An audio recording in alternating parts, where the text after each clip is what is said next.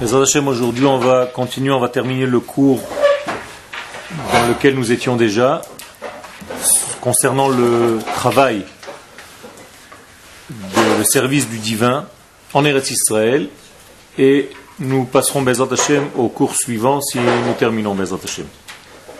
Nous étions arrivés à la faute des explorateurs qui avaient parlé du mal d'Eretz Israël, que leurs conclusions concernant Eretz Israël étaient des conclusions hâtives qui supposaient qu'on ne pouvait pas vivre sur cette terre.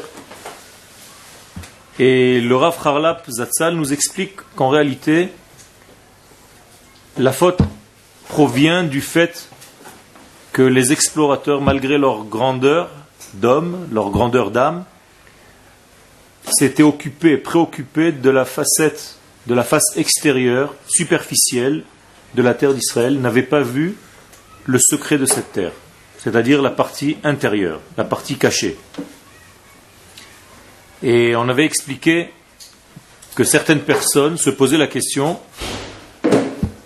pourquoi en dehors d'Eretz Israël, apparemment on sent plus lorsque nous étudions la Torah, lorsque nous faisons les mitzvot, plus qu'en Eretz Israël.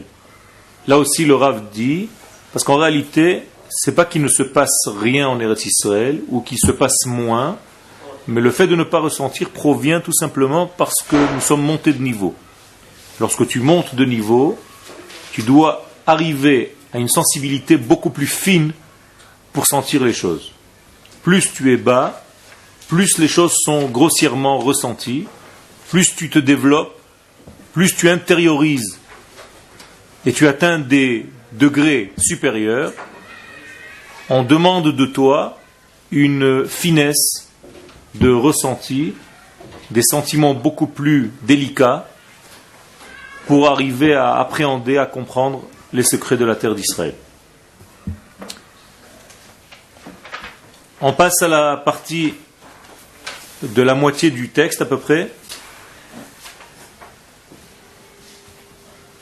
בכל הצעדים שצועדים ודורכים בארץ ישראל צריך להרגיש שדורכים על אדמת הקודש שלנו.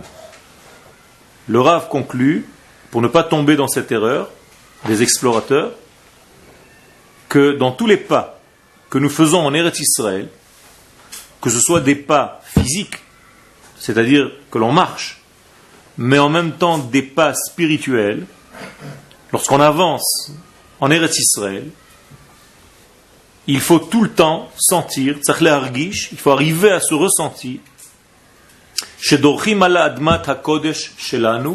que nous marchons, que nous avançons sur la terre du Saint, béni soit-il, qui nous a donné. Je retraduis, je vous rappelle, Admat HaKodesh, pas la terre sainte, mais la terre du Saint. Adama Shel HaKodesh, pas Adama HaKdosha, pas la terre sainte. Donc il faut qu'on arrive à ce degré de comprendre. Peut-être le mot comprendre n'est pas juste parce que on ne peut pas comprendre. C'est au-delà de la compréhension humaine. C'est un degré de vécu. Et c'est pour ça que par le rationnel, on ne peut pas arriver à comprendre, à toucher la valeur intérieure d'Eretz Israël. Je vous rappelle les phrases du Rav Kook concernant Oroth dans Eretz Israël. Les premiers mots, Eretz Israël einena davar chitzoni, la terre d'Israël n'est pas quelque chose d'extérieur, kinyan chitzoni la uma, et donc beshum haskala rationalit enoshit, dit le Rav Kook, avec aucune force du rationnel humain, on ne peut arriver à toucher, à comprendre le secret de cette terre. Keshem shetfilin asurin behesech hadat, et là le Rav va monter de niveau, il passe une vitesse. De la même manière que les tfilin sont interdits behesech hadat, on n'a pas le droit de penser à autre chose lorsque nous avons les tfilin sur nous. Vous le savez, quand vous avez les tfilin sur vous, vous devez avoir tout le temps la prise de conscience que vous avez les tfilin sur vous, à tel point que les sages nous disent de les toucher de temps en temps. Pourquoi on les caresse de temps en temps et on embrasse? Pour avoir la conscience d'avoir constamment cette valeur immense que représente les tefilin sur nous. De la même manière, dit le Rav, Kach Eretz Israël Asura Behesech Hadat. Tu dois arriver à ce même niveau concernant la terre d'Israël, ne pas oublier un instant que tu marches sur cette terre, que tu vis sur cette terre, que tu penses à cette terre, et ainsi de suite. C'est-à-dire, il y a une comparaison entre les tefilin et la terre d'Eretz Israël. Pourquoi tu dis physique? C'est une pensée. C'est-à-dire marcher sur la terre. Penser la terre, vivre la terre. Tu peux mettre les tefilin et avoir un film dans ta tête qui n'a aucun rapport avec les tefilin, on est d'accord? Non, mais je pense au tefilin, mais je pense aux boîtes noires. Non. Penser au tefilin, c'est penser que tu es en train de te lier à Kadosh Baruch Hu, à tout ce qu'il représente par cette mise des tefilin.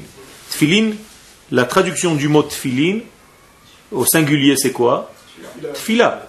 Qu'est-ce que ça veut dire tefila? Non, pas prière, sinon je ne vous aurais pas posé la question. Okay. Tefila, ça vient du mot phylactère. Tefila, ça vient du mot relier, se relier à. Okay. Ptil. Vous connaissez le ptil tchelet? Ptil. Ptil, non, c'est une mèche. Ptil, ptila. Ptila, c'est la mèche. La mèche, qu'est-ce qu'elle fait? Elle est le lien entre la flamme et la bougie, ou l'huile. D'accord? La tfila, c'est la même chose. La racine, c'est ptil. C'est une mèche qui relie en fait la lumière à ce monde. Ça veut dire que l'action de ce qu'on appelle usuellement la prière, c'est de relier les mondes en fait. C'est de demander, faire un lien entre le monde d'en haut et le monde d'en bas. Les tefilin, c'est ce que ça fait. C'est une dérivée de tefila. Au pluriel, tefilin, pas tefilot, mais tefilin, au masculin, alors que le singulier est tefila. Et encore, pour savoir faire le lien des choses.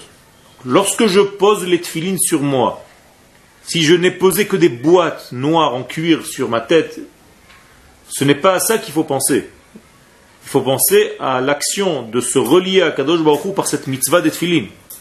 Quand je marche en Eretz Israël, et même si je ne marche pas en Eretz Israël, le fait même d'être en Eretz Israël, tout simplement, ça demande une concentration permanente, une prise de conscience où tu es et où tu vis. Et là, il y a un degré supérieur que le Rav nous pousse, bien entendu, qui est très difficile à réaliser, mais il nous pousse à penser dans ce sens-là. Alors on pense qu'en réalité, nous sommes à l'endroit qu'il faut que l'on soit, qu'Akadosh Baruch Hu nous a prévu cet endroit, qui nous appartient, qui nous l'a donné. Et là, je peux en fait dévoiler le divin de la manière la plus réussie possible et imaginaire. Tu patriotisme ou ça? Ça, tu peux le traduire comme tu veux, ça fait partie aussi. Le patriotisme fait partie de ça. Oui. Il n'y a pas de honte à être patriote et avoir un orgueil national, bien entendu, tu as raison. Okay? Sur cette terre, on peut le faire.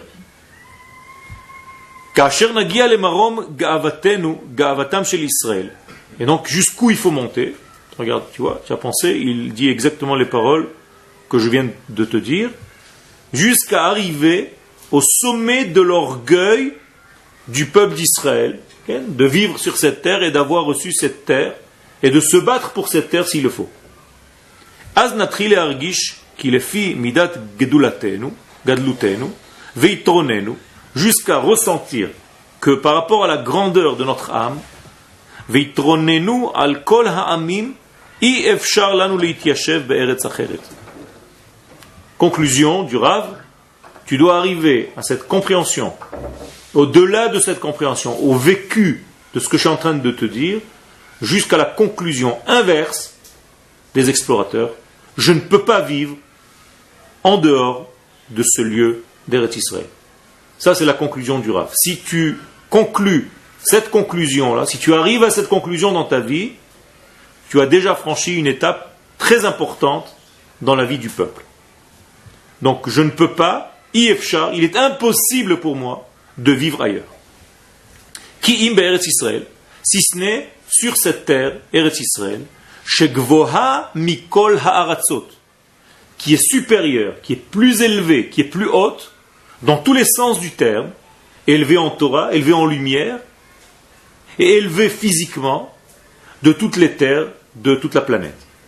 Ve'ein anu yecholim lired mimadregato, et on n'a pas le droit, on ne peut pas descendre de ce niveau-là, ou leishtamesh belashon acheret, et utiliser un autre verbe, un autre langage, zulati bisfat kochenu, je dois arriver aussi à m'exprimer dans le langage qui correspond à cette terre. Autrement dit, pas ce que je suis en train de faire maintenant devant vous, mais parler lashon hakodesh. De la même manière que Eretz hakodesh, Admat hakodesh, de la même manière, lashon hakodesh, le langage du Saint béni soit-il, lui aussi c'est celui qui doit gérer ma vie. Donc je dois penser en hébreu, rêver en hébreu, étudier en hébreu, comprendre les choses en hébreu, et vous voyez combien de mal nous avons à chaque fois parce qu'il faut traduire chaque chose. Sinon. Okay? Sinon, je n'ai pas compris. Parce qu'il y a des gens qui vivent des années, qui vont apprendre l'ivrit, qui vont il y a un problème, c'est que l'étude est un tout petit peu à côté. Un peu beaucoup. C'est pas une tromperie. C'est une tromperie, bien sûr. C'est une trahison. Okay? La traduction est une trahison. Pourquoi? Tout simplement parce que tu es obligé de fermer le mot qui est exprimé en hébreu, qui est l'infini, par un terme en français, en anglais ou en espagnol, ce que tu veux. Okay? Et ce terme-là, en réalité, te ferme complètement la compréhension. Moralité, tu as enfermé la Torah dans une boîte. Ça limite toute la Torah, toute la valeur. Ça rend la Torah naine. Et ça n'a aucun sens au niveau profond. C'est-à-dire que l'étude ne peut pas se faire à ce niveau-là, bien entendu. Okay. Nous, qui sommes montés en Israël, qui vont au Saaretz, oui. Est-ce que justement il n'y a pas une différence entre nous et ceux qui sont nés en Israël, qui ont vécu avec la langue? Est-ce qu'on peut, nous, arriver à les rattraper, oui. arriver à ce niveau-là, d'avoir la compréhension qu'eux peuvent avoir? Ou est-ce qu'on sera toujours enfermé dans notre langue et dans notre... Ça dépend comment tu réfléchis. Ta question est, est-ce qu'un jour, nous qui sommes montés de France, on va arriver un jour à comprendre, à entendre, à approfondir comme ceux qui sont nés ici, qui ont vécu ici? La réponse, peut-être pas toi, mais ton fils. Ça suffit déjà pour que ce soit valable. Il ne faut pas réfléchir en termes de judaïsme à moi. Donc si ce n'est pas moi, c'est mon fils, et si ce n'est pas mon fils, c'est mon petit-fils. Ça veut dire que je dois arriver à un degré où, de toute façon, je suis en train de construire, je suis en train de travailler dans ce sens, je fais les efforts nécessaires pour arriver. Si tu peux le faire toi-même, la malo, au contraire. Mais pour ça, il faut vraiment travailler pour arriver à étudier dans la source des choses. Car l'étude dans la source n'a aucun rapport. Vous pouvez vous imaginer combien c'est loin d'étudier en hébreu, proche du texte initial, et une traduction qui va vous amener là où le traducteur, ou la pensée, la limitation de la langue, et ainsi de suite, celle qui va conduire en fait à une limitation de la pensée. C'est une question de beaucoup de travail. Ken, d'apprendre, de réapprendre les règles, c'est de l'étude de la Torah. C'est comme ça qu'il faut arriver à faire. C'est un travail, c'est vraiment un investissement, parce que la Torah s'étudie dans sa langue, dans sa source. Et on a une mitzvah d'étudier les choses aussi proches que possible de la source. C'est d'ailleurs pour ça qu'on vient en Eretz Israël aussi, puisque c'est une terre qui est proche de sa source, de la source divine, car le lien entre le divin et les hommes se passe ici. C'est là où il y a le point de rencontre. Comme nous avons vu dans la paracha de cette semaine, Veze Shahar Shamaim, Yaakov dit clairement, c'est ici que la porte du ciel se trouve. D'autres questions? Ok. ובזמן שהתעוררות לתחיות אלו באה מהרגשה פנימית בגדולתנו, au moment où toutes ces résurrections de morts, vous voyez que le Rav ici utilise la résurrection des morts pas seulement pour ceux qui se lèvent de la terre, mais toutes ces résurrections, la résurrection de la langue, la résurrection du peuple qui revient sur sa terre, qui est considéré comme mort à l'extérieur de sa terre et qui revit lorsqu'il vient. Je vous renvoie à la référence bien connue de Yecheskel 36, qui compare l'exil à un tombeau. Et lorsqu'on rentre à la maison, quand on revient en Eretz Israël, on sort de ce tombeau. Je vous sortirai de vos tombes. Je vous ramènerai sur votre terre et vous allez vivre. Donc Eretz Israël s'appelle Eretz Hachaim, la terre des vivants. Le langage, donc l'hébreu, est une langue pas seulement vivante, mais la langue de la vie, beaucoup plus fort. En parlant l'hébreu, tu amènes de la vie dans ce monde. En t'exprimant dans ce langage du divin, tu conduis toi-même le divin à se dévoiler de plus en plus dans le monde. Et donc c'est très important. Nous sommes associés au remplissage du monde de la lumière divine. Je répète, c'est la clé de tout ce que nous faisons. Nous sommes associés du remplissage de toute cette planète de la lumière du divin, par tous nos moyens, par notre langage, par nos pensées, par nos ressentis, par nos actes. Tout ceci vient ramener encore plus et plus de lumière dans ce monde, et plus la lumière remplira ce monde, plus le noir et les ténèbres, la tristesse, la mélancolie, les maladies vont disparaître. Donc ça dépend de nous. Si on veut le faire au niveau le plus élevé, alors l'un de ces niveaux-là, c'est de parler Lashon HaKodesh, étudier en Lashon HaKodesh, autant que possible. Okay? Donc il y a beaucoup de résurrections des morts. Ne vous coincez pas dans une résurrection des morts au niveau le plus simple. La résurrection des morts embrasse beaucoup de sujets. Et cette résurrection vient lorsque tu commences à sentir combien tu es grand. L'homme qui se sent petit ne peut pas arriver à cet orgueil national. Encore une fois, je reviens aux explorateurs. Les explorateurs ont dit d'eux-mêmes qu'ils étaient kechagavim, comme des sauterelles. Okay? Parce qu'ils se disaient, cette terre est une terre de géants.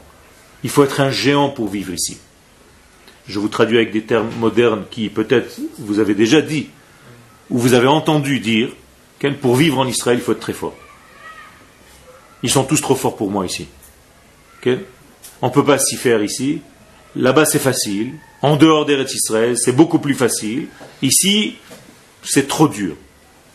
Traduction de la Torah, c'est une terre de géants, donc c'est trop. Et par rapport à tous ceux qui sont ici, je ne pourrai jamais réussir. Pourquoi? Je suis une sauterelle. Okay? Et c'est ce que disent les explorateurs. Vechen haïnu be'enehem, c'est ce que je rajoute la Torah. La Torah nous dit, toi tu t'es vu comme une sauterelle, c'est exactement comme cela que tu étais aux yeux des habitants. Parce que comme toi tu te considères, c'est comme ça qu'on te considérera. Si tu te considères comme un petit, les gens vont te voir comme un petit. Si tu sais que tu es grand et tu commences à grandir de toi-même, à te respecter, les gens vont te respecter autour. Okay. Alors il y a des moments où il faut être anav, okay. Et il y a des degrés où il ne faut pas ce genre de anava. Ce n'est pas de la anava, c'est de la shiflut. C'est un autre terme en hébreu, c'est-à-dire tu deviens en langage moderne hébraïque un smartout, c'est-à-dire une éponge, okay. Ou une serpillière. Voilà. Okay. Exactement, exactement. Donc il faut faire très attention. L'homme modeste, c'est pas celui qui te dit ah non, je sais pas, qui joue. Okay? C'est un jeu, ça. Ça n'a aucun rapport avec ça. Le modeste, c'est exactement où il se trouve, quelle est sa valeur. Mais, et c'est là le mais, c'est le seul mais d'ailleurs. Toute cette valeur que j'ai, je sais de qui je la tiens. C'est tout. C'est Akadosh Baruch Hu qui m'a donné cette puissance-là. C'est pas moi. Mais je peux savoir où je suis. Je peux savoir quel est mon niveau. Au niveau de l'Israël, il ne faut pas être modeste. Donc la faute des explorateurs était de considérer qu'en réalité, il n'avait aucun rapport avec ce lieu. Donc sortir Dieu du film. Dieu n'est pas dans ce film. La preuve, c'est que lui m'a dit de venir ici, mais les explorateurs disent non, on ne peut pas.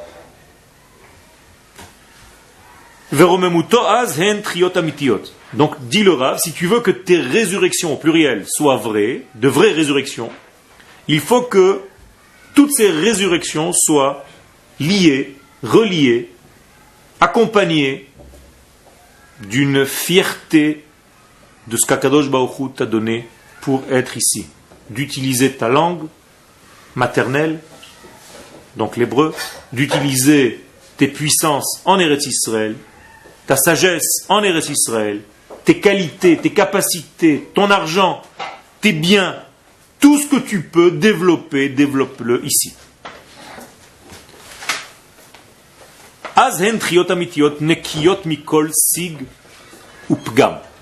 Alors ce sont de vraies résurrections qui sont nettoyées de toute influence et de toutes petites choses qui sont des salissures qui sont à côté, des copeaux, sans dire des résidus de lumière qu'on appelle dans le langage de la Kabbalah des klipotes ou des sigim. Donc tout ce qui se fait à l'extérieur est toujours accompagné de ces sigim, de ces klipotes, alors que tout ce qui se fait en Eretz Israël est beaucoup plus limpide, beaucoup plus propre, car Eretz Israël aussi te protège de ce mélange avec autre chose. C'est quoi l'autre chose? C'est-à-dire quoi l'autre chose? Autre chose, c'est-à-dire quand tu fais quelque chose, par exemple, que tu vas faire une certaine mitzvah. Si cette mitzvah elle est pure, elle est dans son sens réel, alors tu es 100% dans la mitzvah. Mais s'il y a beaucoup d'informations extérieures à cette mitzvah, que tu es obligé de respecter l'état dans lequel tu es, alors c'est accompagné par beaucoup de choses qui t'enlèvent la capacité de faire les choses. Je vais donner un exemple très simple. Chas v'shalom, quelqu'un qui quitte ce monde en Chutz La'aretz, ça peut durer 10 jours, son enterrement, 1 semaine, 5 jours. S'il est mort dans le week-end et que c'est un week-end férié, tu peux monter, descendre, il n'y a rien. Alors que la Torah nous dit que l'enterrement doit être le soir même. On n'a pas le droit de laisser le mort une nuit sans être enterré. Donc en Israël, peu importe quel jour c'est, tout le temps, ça ne va pas durer. Okay? Par Shabbat? Non, même Shabbat, on enterre avant Shabbat. Et si c'est pendant Shabbat, c'est Motzai Shabbat, donc il n'y a aucune nuit. Okay? Et Shabbat lui-même n'est pas considéré comme un jour. Donc moralité, tu veux faire une mitzvah, mais tu es obligé de respecter les lois du pays. Donc la mitzvah est accompagnée de résidus qui sont et négatifs pour le mort, okay, et négatifs pour Chas v'Shalom, tout ce que représente le degré de sa neshama. Okay. Pardon, entre parenthèses, on doit enterrer le soir même. Okay. Pourquoi? Parce que la neshama reste entre les deux mondes. Parce que la neshama, d'abord, ne peut pas se libérer, et deuxièmement, parce que le corps reste vide de cette neshama, et si la nuit tombe, il peut rentrer dans ce corps d'autres degrés qu'on ne veut pas. Okay? C'est un squat. Le corps vide peut être squatté par d'autres degrés. C'est pour ça qu'il faut lire autour du mort pour empêcher toutes ces forces. Donc ça fait comme une barrière qu'on appelle dans la Kabbalah Or Makif, une lumière entourante qui protège le corps pour ne pas que pénètrent des éléments étrangers à ce corps. Okay? Est-ce qu'il y a un corps qui était enterré ailleurs, si on le place en Israël? Okay. Alors il y a aussi, c'est un degré, l'un des degrés, la Gemara discute de ce que tu dis dans Ketubot, dans d'autres livres, que celui qui est enterré en Chutz La'aretz, qui est déterré pour revenir en Eretz Israël, ça aide sa neshama, en tout cas son corps, pour Triat HaMetim. Donc on lui prépare la résurrection des morts d'une manière beaucoup plus facile. Il y a des discussions que ce n'est pas aussi simple, il vaut mieux vivre ici et jusqu'à 120 ans quitter le monde ici en Eretz Israël, parce que les sages, certains de nos sages nous disent: vous êtes venus rendre ma terre impure, je voulais que vous soyez ici vivants et vous m'amenez des morts. Amenez-moi des vivants.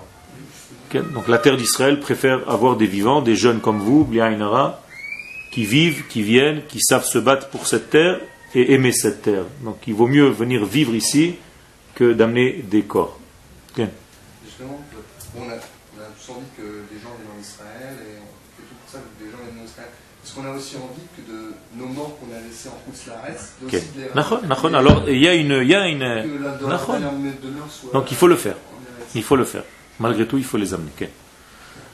Je continue. Keshem Shekol Birkat Umatenu. Birkat Am Israël hi bezman sheyodea umargish beitrono al kol ha'amim.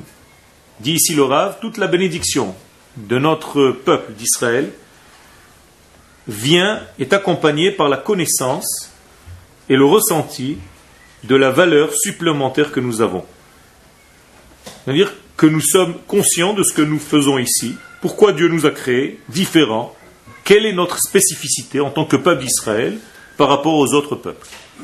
Encore une fois, pas meilleur ou pire, chas v'shalom, il n'y a pas ce genre de langage dans la Torah. Nous ne sommes pas mieux que les autres.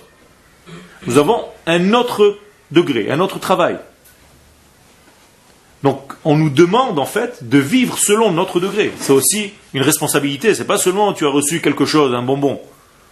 On t'a donné une responsabilité. Il est plus facile de ne pas être Israël que d'être Israël. D'ailleurs, quelqu'un qui veut se convertir, on le persuade de rester ce qu'il est. C'est dommage. Tu es bien sûr que tu veux devenir Israël parce que c'est pas évident. Il va falloir que tu aies beaucoup de niveaux supérieurs, que tu acquiesces, que tu changes ta manière de vivre. Et tu vas être jugé comme Israël. Est-ce que tu es bien sûr de ta démarche? Donc ici, le Rav nous dit que ça c'est la bénédiction. C'est de savoir notre identité. Qui nous sommes, ce que nous sommes venus faire. Et la bénédiction, on l'a dit, Ata bechartanu mikol ha'amim. Akadosh Baruch Hu, tu nous as choisis de parmi les peuples. Asher bachar banu mikol ha'amim, qui nous a choisis de parmi les peuples. Ou bisman shehu shocheach godlo. Et si, chas v'shalom, tu arrives un jour à oublier ta valeur, à oublier ta grandeur, vegeono, et ta splendeur, ton identité, qu'Akadosh Baruch Hu t'a réservé une identité extraordinaire, en lo meuma, dit le Rav, cet homme-là qui perd ce degré-là, perd tout. Il n'a plus rien. Autrement dit, si tu as perdu ton essence Israël, si tu ne veux pas vivre selon cette essence, si tu ne ressens pas cette fierté de ta nation, et la responsabilité qui en déduit, qui en découle, tu n'as rien. Tu as tout perdu. Vezeu kol galuto. Et voici, dit le Rav, le secret de l'exil. Qu'est-ce que c'est l'exil donc? C'est la perte de l'identité du peuple. Lorsque le peuple a perdu son identité, qui ne sait plus qui il est, alors on l'envoie faire un stage, on le descend de niveau. Vous connaissez les hakbatzot en hébreu? Si tu es un bon élève, tu es en hakbatza aleph. Tu es un peu moins bon élève, on te met en hakbatza bet. Si tu es encore vraiment un mauvais élève, on te met en hakbatza gimel. C'est la même chose. En Eretz Israël, nous sommes en hakbatza aleph. Mais si chas v'shalom le peuple, Bismillah, si en Eretz Israël, tu n'arrives pas à vivre à ce niveau-là, en fait, on te fait descendre pour vivre un peu plus au niveau de l'extinction des feux. On te donne moins de lumière. Donc on va te mettre dans le gris de l'exil et pas dans la lumière d'Eretz Israël. Et là-bas, dans le gris de l'exil, un tout petit peu de lumière va déjà apparaître comme beaucoup. Mais si on doit vivre ici, pourquoi aller là-bas là? Pourquoi me faire forcer d'aller là-bas? Parce que c'est là-bas où tu dois réapprendre ce que tu as perdu ici. En restant ici, tu ne vas pas pouvoir réapprendre qui tu es. La lumière est trop forte pour toi. C'est comme si je disais à un élève, fais des efforts, tu restes en Akbatsa Aleph. Il dit, mais je comprends rien. Alors qu'est-ce qu'on fait? On le met en Akbatsa Bet. Il va réapprendre tout à la base pour remonter un jour en Akbatsa Aleph. Son but, c'est de ne pas rester. Okay? C'est de remonter. C'est ce qui nous est arrivé dans l'exil. Malheureusement, certains ont pris goût dans la Akbatsa Bet et Gimel et ne veulent jamais revenir dans la Akbatsa Aleph. Ils ont oublié qu'en réalité, ça doit être de bons élèves, mais ils sont restés là-bas. Donc c'est facile pour dire. On peut dire, je reste là-bas, parce que je suis petit. Nachon. Je comprends pas bien. Il a fait. Nachon. Tu as raison. C'est pour ça qu'il ne faut pas réfléchir en termes individuels, mais en termes de collectif Israël. Et c'est ce qu'Abraham a reçu comme ordre, et sera les Goy Gadol, je ferai de toi un grand peuple, une grande nation, pas un grand homme. Et aujourd'hui, la nation d'Israël, qui est revenue sur sa terre, même s'il y a encore des gens petits, par-ci et par-là, la nation en elle-même est une grande nation. Et les hommes, les planètes, okay, et tout ce qu'il y a dans ces planètes, et la terre, avec tous les peuples qui y résident, respectent le peuple d'Israël pour ce qu'il est. Même si ça se traduit par des guerres. C'est parce qu'il y a un grand respect pour ce que nous représentons dans le monde. Il faut savoir être conscient de cela. Ken kol dayare Eretz Israël. De la même manière, tous ceux qui habitent en Eretz Israël, qui ont une dira en Eretz Israël, qui ont une maison en Eretz Israël, une habitation, peu importe où ils sont, même en location, ça s'appelle une dira en Eretz Israël. Même en Machon Meir, vous avez une dira en Eretz Israël, puisque vous avez des champs. En lahem lishkoach ma'uzam. Nous dit le Rav, faites attention, bien que vous soyez déjà là, ne vous endormez pas. Okay?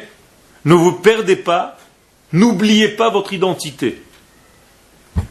Vetif artam, donc n'oubliez pas votre puissance, n'oubliez pas votre énergie, votre force, votre tiferet, votre gloire, votre splendeur, ve'elyonutam, et votre supériorité, al kol yoshvet tevel, sur tous les habitants de la planète. C'est-à-dire, vivez votre niveau à son vrai niveau. Ve'tamid tzrichim hema lidgol begaava azot. Et là, il faut avoir de la gaava. C'est-à-dire, il faut avoir un orgueil dans ce sens-là. Ce n'est plus un orgueil individuel, mais l'orgueil de la nation d'Israël, qui est en réalité ni plus ni moins que la représentation de Dieu dans ce monde. Puisque c'est cela que nous sommes venus faire, représenter Dieu dans ce monde. Moralité, cet orgueil est un bon orgueil. Distribuez la feuille suivante, s'il vous plaît.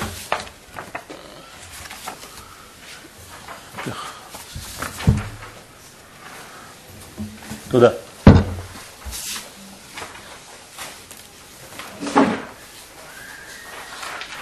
Et là, nous arrivons à un autre degré.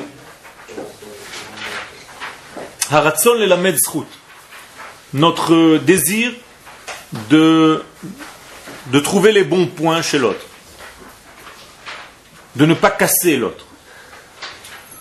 Yeshuat Israël, dit le Rav, la rédemption d'Israël, la délivrance d'Israël, tluya beikar beratzon yishrei lev, dépend essentiellement de la volonté de ceux qui ont le cœur droit. Les lamed zchut à l'Israël. Qui sont ceux qui ont le cœur droit? Ceux qui savent tout le temps trouver les bons points chez son frère Israël. Sheben im mechavnim el haemet belimud zchutam ou ben im einam mechavnim el haemet. Parce qu'en essayant de trouver les bons points chez l'autre, même si tu le fais par conscience ou inconsciemment, al kol panim, malgré tout, peu importe pourquoi, megalim hem bazeh et retzonam hapnimi be'atzlachatam ve'romemutam shel Israël.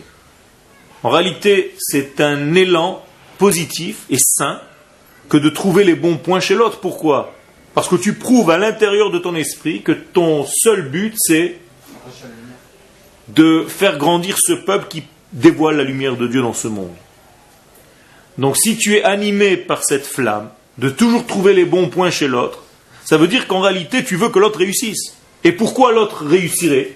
Tout simplement parce qu'on fait partie de la même équipe qui dévoile Dieu dans le monde. Donc je n'ai pas à casser l'autre, j'ai à trouver chez lui les bons points pour le faire monter, pour dévoiler cette lumière divine avec moi. Okay. On disait qu'on a fait le deuxième Beth Amikdash par la Sinot Chinam, et on va retrouver le troisième pour l'éternité, les empêcher de Bekarov par la Havat Chinam. Amen. Alors ça fait partie de cela. Okay? La haine gratuite a divisé le peuple et a conduit à l'exil. Donc on est sorti en exil pour réapprendre à nous aimer. Donc lorsque le peuple commence à s'aimer, ça peut durer 2000 ans. C'est d'ailleurs ce que ça a duré. Jusqu'à ce qu'il prenne conscience qu'il peut revenir à la maison. Et là, on est tous jetés dans un bain qui s'appelle Eretz Israël, et on doit apprendre maintenant à vivre cet amour réellement. Pas facile, d'accord? On se bat, mais on doit arriver à se battre contre des idées, mais pas contre des hommes. Il faut que j'aime mon prochain, même si je n'aime pas ce qu'il fait. Et ça, c'est la Hatzlacha, Veromemutam shel Israël, ou Mizeh ba Yeshua. Donc la délivrance viendra par les bons points que je pourrais voir chez l'autre, chez mon frère, chez mon voisin. D'ailleurs, est-ce qu'il faut se battre contre les idées ou plutôt défendre ces idées? Alors, il faut défendre ses propres idées. Donc, tu peux avoir une idée avec laquelle tu n'es pas d'accord.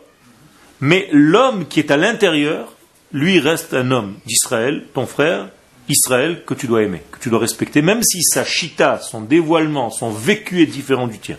Non, mais parce que je veux dire, se battre contre l'idée. J'ai compris ta question. Ça ne sert à rien d'aller se battre contre une idée, mais défends la tienne et présente-la. Oui, quelque part, ça peut vouloir annuler une idée. Tout à fait.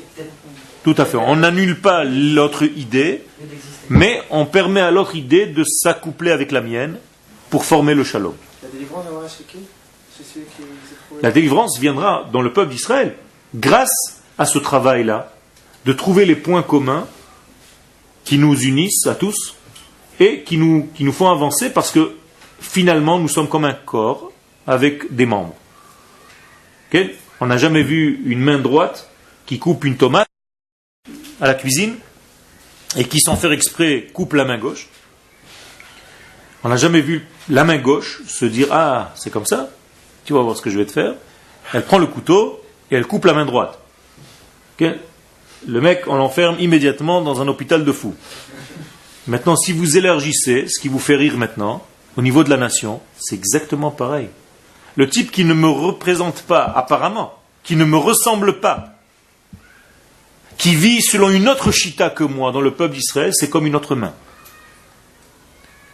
Et si je sors en guerre contre lui pour lui couper la main, et que lui sort en guerre contre moi pour me couper la main, on est en train de couper les deux mains d'un seul et même corps. Il y a un problème. Oulam, bezman sheishrei halev shochrim et hachova hazot. Et si chas v'shalom par mégarde, ceux qui ont le cœur droit, comme nous les avons définis tout à l'heure, comme le Rav les a définis, oublient cette obligation, cette nécessité de trouver les bons points chez l'autre. Vegam bepnimiutam ro'im hem chova al kulam. Et ils commencent à dire du mal de tout le monde. Il y a des cours de Torah comme ça, qui tapent sur tout ce qui bouge. Tout ce qui n'est pas comme lui, c'est pas bon. Velo'od, ela shetamid medabrim ela ala flagat achov shel Israël. Et tout le temps dans leurs cours, ils parlent du mal du peuple, que le peuple ne mérite pas d'être délivré, parce que regarde ce qu'ils font, ils ne font pas ci, ils n'observent pas le Shabbat, donc le Mashiach ne vient pas. En réalité, c'est ce qui se dit, sans le dire, mais c'est ça. Alors, au lieu de trouver les bons points chez l'autre, tu casses tout le temps. Harei bazehem megalim et iretzonam beishuatam ha'amitit. Dit le Rav, quelque chose de terrible, ce sont des hommes, malgré leur grandeur, qui en réalité sont en train de prouver qu'ils ne veulent pas la délivrance pour le peuple d'Israël. Parce qu'il est impossible de casser son propre peuple alors que nous devons parler du bien. Nous devons être des avocats de ce peuple pour que Dieu nous délivre. Ken. D'ailleurs, vous disiez qu'on pensait à un homme avec ses deux mains. D'accord. Quand on a une main, quand on a un problème à un doigt, Ken. avant qu'il contamine la main, les bras et tout, il faut bien faire quelque chose. D'accord. Tu as raison. Alors c'est l'autre main qui va faire quelque chose. Tu as raison. Ça veut dire que tu dis qu'il y a des moments où il faut couper un doigt. D'accord ? C'est ce que tu es en train de dire. Ok. Alors, couper un doigt, c'est dans le sens du mal que cette personne fait, mais pas elle-même. C'est ce que j'ai expliqué tout à l'heure. Son mal. Exactement. Je vais te donner un exemple très précis pour que tu comprennes. Un jour, tu vas avoir des enfants, Be'ezrat Hashem, et ton fils va te mentir. Est-ce que tu as le droit de le traiter de menteur ? Oui ou non ? Oui, s'il ment, tu as le droit de lui dire que tu es un menteur. Oui ou non ? Oui ou non ? Oui. Non. Chas v'shalom. Il y a une grande différence entre lui dire tu as menti et lui dire tu es un menteur. Ah oui. Faites attention, parce que ça nous sort facilement. Tu es un voleur. Non, tu as volé. C'est pas pareil. Tu es un tricheur. Non, tu as triché. Si tu le rentres dans un tiroir pour qu'il commence à jouer le rôle de la définition que tu viens de lui donner, tu le tues. Donc il va devenir voleur. Il va devenir tricheur. Donc il faut qu'on fasse très attention. Donc je réponds à ta question. Il faut que j'enlève, que je sache faire le tri entre ce qui a été fait, qui est extérieur à l'homme, et l'homme lui-même. C'est-à-dire que je peux venir t'embrasser et te dire, écoute, je sais ce que tu as fait, c'est pas bien. Mais toi, je t'aime. Je sais qui tu es. Ce n'est pas toi, c'est un acte superficiel, extérieur à toi. Là, tu as toutes les chances du monde de rattraper la personne. Mais si tu jettes le bébé avec les salissures qu'il vient de faire le matin, les deux à la poubelle avec les couches, parce que tous sont mauvais, tu ne sais plus où est l'odeur, le plus facile c'est de jeter le bébé. Avec la couche directement à la poubelle. C'est pas ce qu'on fait. Mais je vous donne des images qui sont des images réelles. Ce sont des expressions en hébreu d'ailleurs. Quand tu ne sais pas gérer un problème, qu'est-ce que tu fais? Tu jettes tout. Non. Tu enlèves la couche, tu nettoies le bébé, tu jettes la couche, et le bébé est toujours le bébé. Il est toujours propre, il est toujours vivant, il est toujours là. On a une tendance, une fâcheuse tendance à jeter tout lorsqu'on ne comprend pas quelque chose parce qu'on n'arrive pas à faire les tris. Parce qu'on panique. Des gens donc, je reviens au texte, qui parlent du mal du peuple d'Israël, qui descendent le peuple, ou des parties du peuple, sont en réalité des accusateurs aux yeux de l'Éternel. Ils viennent comme des accusateurs du peuple. Dieu, ce peuple-là ne mérite pas d'être délivré. C'est ce qu'ils disent en fait. On n'a pas le droit de dire une chose pareille. Chas v'shalom, chas v'shalom, jamais. Au contraire, comment tu vas les détruire? Qu'est-ce que vont dire les nations? C'est un défenseur du peuple d'Israël. D'ailleurs, si tu accuses le peuple sans arrêt dans tes dires, en réalité c'est ce que tu dis sans le dire. Tu comprends ou pas? Si je dis, écoute, ce type-là, Binyamin, il vaut rien. Tu sais, je pense que ça sert à rien de lui donner la confiance que tu lui donnes, parce que il va toujours te trahir. Je l'ai vu. Il fait que des bêtises toute la journée, il fait du mal. Qu'est-ce que tu es en train de dire à la personne? Il ne mérite pas d'être aidé. Tu n'as pas dit les mots, mais c'est la même chose. Non, en disant ça, ça nous bloque à nous aussi. Mais on dit qu'il ne veut pas la délivrance, mais c'est pour nous si on ne l'aura pas dans ce cas-là. Mais je parle que de ça. J'ai parlé de rien d'autre. C'est-à-dire, quand j'accuse mon peuple d'Israël de quelque chose de mal, en réalité, j'empêche tout le peuple, et moi y compris, d'avoir la délivrance, bien entendu. Il n'y a que de ça qu'on est en train de parler.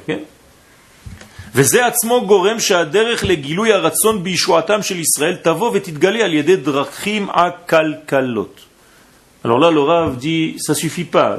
Ce qu'on vient de t'expliquer, c'est encore plus grave que ça. Parce que si tu es un accusateur chronique, tout le temps tu parles du mal de ton peuple, tout le temps tu parles du mal des Israéliens, tout le temps tu trouves à redire et tu râles, et tu dis ouais, les Israéliens ils sont comme si, les Israéliens et les Israéliens et les Israéliens. Okay? En réalité, tu es en train de te découper toi-même de la branche sur laquelle tu es en train d'être assis, et la délivrance ne peut pas venir par toi, parce que tu es un accusateur, donc devant l'Éternel, tu es en train de monter des couleurs négatives. Moralité, il va falloir rattraper tout cela par d'autres biais. C'est-à-dire des chemins qui ne sont pas très sympathiques. On va se battre entre nous, et il y a un troisième élément qui va venir, qui n'en a rien à faire ni de toi ni de moi, et qui va s'occuper des deux en même temps. Chas v'shalom, ça peut être une autre nation. Okay? Par le biais d'Akadosh Baruch Hu. C'est-à-dire, je vais vous raconter une petite histoire pour que vous compreniez bien. Lorsque les Romains sont entrés à Jérusalem avant la destruction du temple, 2 Juifs étaient en train de se battre. Okay? Là, c'est la même chose. Le deuxième, c'est encore mieux. Les deux juifs se battaient, Shimon contre Lévi, et je te mets un coup de poing, et tu mets un coup de tête, et machin, et si, et tu. Et l'autre il se dit, écoute Shimon, viens on s'arrête, il y a les Romains qui arrivent. Il dit non, tant que j'ai pas fini avec toi, je te lâche pas. Vous avez compris la bêtise de la chose. C'est-à-dire on est en train de voir un ennemi qui est en train de venir, qui n'en a rien à faire ni de Shimon ni de Lévi. Les deux il va les mettre dans le même four. Je ne crois pas qu'un Israël soit comme ça. Je crois que s'il y a un ennemi qui arrive, ils sont ça. C'est pour ça que le temple a été détruit. Donc ça contredit ce que tu dis. Le temple a été détruit par la haine gratuite, malheureusement, parce qu'on ne savait pas se respecter. Tu as raison de réfléchir comme ça, c'est sain ce que tu dis. Mais ça a eu lieu dans l'histoire. Et aujourd'hui, on n'a pas le droit que ça revienne. Oui, mais il faut être en alerte, parce que des fois, ça peut y ressembler à des discussions entre différents courants. C'est pour ça que je vous dis, vous pouvez discuter. C'est magnifique, parce qu'on dit que le Mashiach viendra de France, et justement entre France, en France, il n'y a pas ce genre de différence entre courants. On a du mal à s'inclure dans ce genre de débat. D'abord, c'est marqué nulle part que le Mashiach va venir de France. Ce sont des explications et des commentaires. On dit. Il y a plein de choses. De Belgique, chacun y défend où tu habites. Je peux même te dire de la rue. On te dit aussi qu'il va venir du nord d'Israël. Mais Arba Ruchot Boy Aruach. La Géoula, elle vient de tous les côtés, on ne sait même pas. Ça veut dire sois vigilant, ça peut venir de partout, et à des moments où tu t'attends le moins. C'est-à-dire, il y a trois choses qui sont des metziot. Qu'est-ce que c'est une metzia? Une trouvaille. Les trois choses, dit la Gemara, c'est metzia, donc où nous, qu'est-ce qu'on peut trouver comme ça? Un objet. Tu marches dans la rue, tu vois un objet que tu ne t'attendais pas à voir. La même chose, c'est un objet. Non. Akrav, un scorpion qui apparaît comme ça, ou Mashiach. Très bizarre cette. Dans tout ça, ils ont conclu, les Chachamim ont conclu. Quel rapport? En réalité, c'est ou scorpion ou Mashiach, tu comprends? Lorsque tu ne sais pas te comporter avec l'autre par amour, il y a un scorpion qui peut venir aussi d'une manière inattendue, parce que tu es en train de te laisser. Tu te laisses aller. Okay. C'est ce que je suis en train de te dire. C'est un scorpion, pas forcément un scorpion extérieur, mais un scorpion intérieur. Quoi? Peut-être vouloir dire qu'il vient d'un pays où il n'y a pas de scorpion. Okay. Si tu veux. En attendant, ça n'enlève pas le fait qu'effectivement, il y a des... Alors encore une fois, je n'ai pas répondu à ta question. Tu peux discuter. Tu as le devoir de discuter.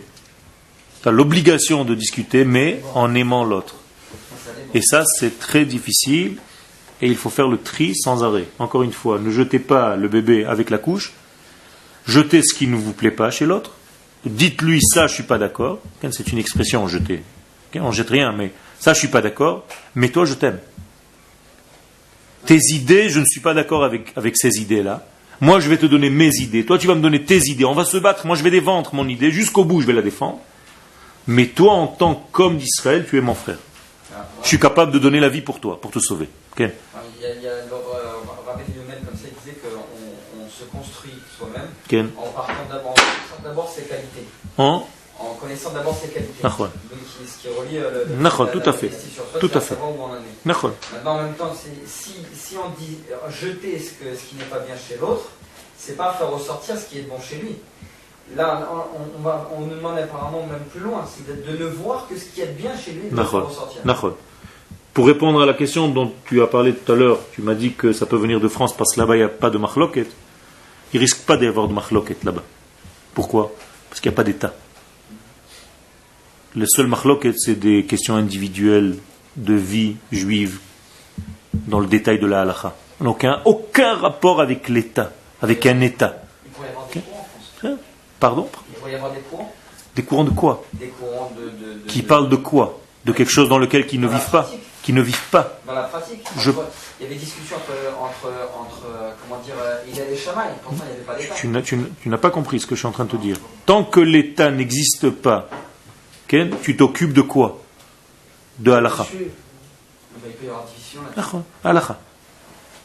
Mais lorsque les choses deviennent au niveau de l'État, c'est-à-dire du peuple d'Israël sur sa terre, c'est plus des petites discussions de halakha dans la Gemara où tu es en train de te taper sur la table, tu dis non, là c'est des choses beaucoup plus grandes, c'est au sein du peuple. On a monté de niveau. C'est pour ça que les discussions sont beaucoup plus dures ici. Okay? Pendant 2000 ans, on n'avait pas d'armée. Donc qu'est-ce qu'on risquait? Si on attaquait un juif dans une autre ville, les juifs de cette ville allaient le défendre? Non. Ils se cachaient encore plus. Okay? On n'avait pas cette idée de l'amour global de mon peuple. Ce qui est le cas maintenant à partir du moment où on a un État. Ça veut dire qu'on est chacun de nous prêt à ne pas dormir la nuit, à aller défendre. Pourquoi? Parce que mon peuple est dans une détresse. On t'envoie avec une kita de Konenout dans un certain endroit, tu rentres, tu es je ne sais pas quoi, dans quelle armée, mais tu es en train de défendre ta terre, ton peuple, ta nation, ta Torah, tout ce que ça représente. Ça change complètement, on a changé de niveau. Okay? Berifion la Torah va mitzvot. Donc le problème, c'est que lorsque la Torah et les mitzvot baissent de niveau, perdent leur niveau, dit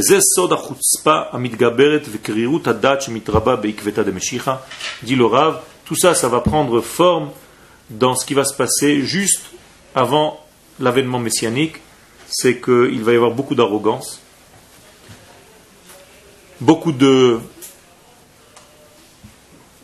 refroidissement. Les gens vont perdre le moral, la connexion des choses, le da'at, va s'affaiblir. On n'arrive plus à faire les liens, tout est en panique. Dans le monde entier, mais surtout dans le peuple d'Israël. Okay. C'est-à-dire qu'il va y avoir une période, et cette période on la vit, de cette arrogance, de ce doute qui est en train de s'installer dans tous les domaines, dans le manque de connexion des choses, on ne sait plus qui est en rapport avec quoi, comment gérer toute cette panique qui est en train de se développer. Et chacun est en train de se perdre un tout petit peu. C'est dans ces moments-là qu'il faut faire le lien et comprendre qu'en réalité, ça fait partie de ce processus. En terminant juste, en disant que Yaakov Avinu, c'est ce qu'il a vécu lorsqu'il s'est battu avec l'ange. Il est resté seul. Il est resté seul, Vaïvater Yaakov Levado. Nous disent les sages, c'est un grand moment de doute, et là il va falloir qu'il sorte toutes ses forces. Finalement il a gagné. Nous avons un espoir, nous aussi, que nous allons finalement gagner ce combat. Amen.